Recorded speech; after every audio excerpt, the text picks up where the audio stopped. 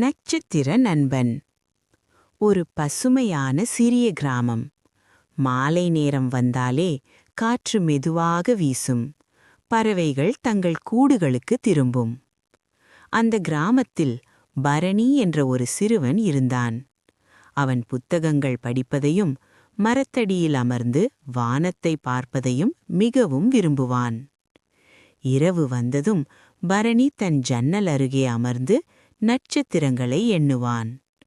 1 2 3 எண்ணிக்கொண்டே, அம்மா, நட்சத்திரங்களுக்கு நண்பர்கள் இருக்குமா என்று கேட்பான்.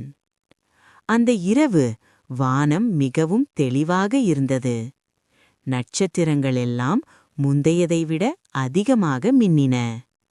அப்போது ஒரு சின்ன நட்சத்திரம் மின்னி மின்னி பரணியின் ஜன்னல் அருகே வந்து நின்றது. பயப்படாதே பரணி என்று அது மென்மையான குரலில் சொன்னது. நான் உன் நட்சத்திர நண்பன். பரணி ஆச்சரியத்துடன் சிரித்தான். நீ ஏன் என்கிட்ட வந்தாய் என்று கேட்டான்.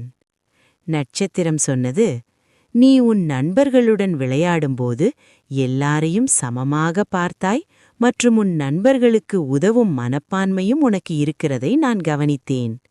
அதனால்தான் உன்னை பார்க்க வந்தேன். அந்த நட்சத்திரம் தினமும் இரவு பரணியிடம் வந்து பேசத் தொடங்கியது. பரணி தன் பள்ளி கதைகளையும் நண்பர்களைப் பற்றியும் அதற்கு சொல்லுவான். நட்சத்திரம் சிரித்துக்கொண்டே சொல்வது ஒன்றுதான், நல்ல செயல் செய்தால் வானில் ஒரு புதிய நட்சத்திரம் பிறக்கும். அந்த நாளிலிருந்து பரணி ஒவ்வொரு நல்ல செயலும் மகிழ்ச்சியுடன் செய்யத் தொடங்கினான்.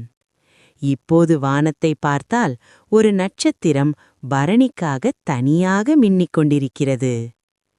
நீதி, நல்ல பழக்கங்கள், கருணை, பகிர்வு இவையே குழந்தைகளின் உண்மையான அழகு.